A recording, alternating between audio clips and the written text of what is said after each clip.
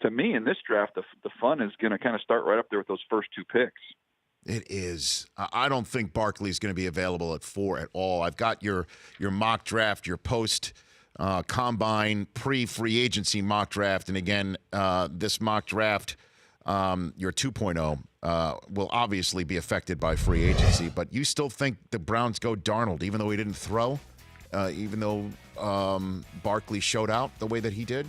Yeah, look, I just don't think we overreact to what happens there, especially at the quarterback position. It's never really had a major impact what guys do there in terms of how they throw. We'd love to see them throw. It's fun for us to watch them throw, but I don't think it has much of an impact. But you did mention, with free agency coming up, this whole thing, the shelf life of this mock draft is very similar to the cereals you were discussing a little bit before I came on.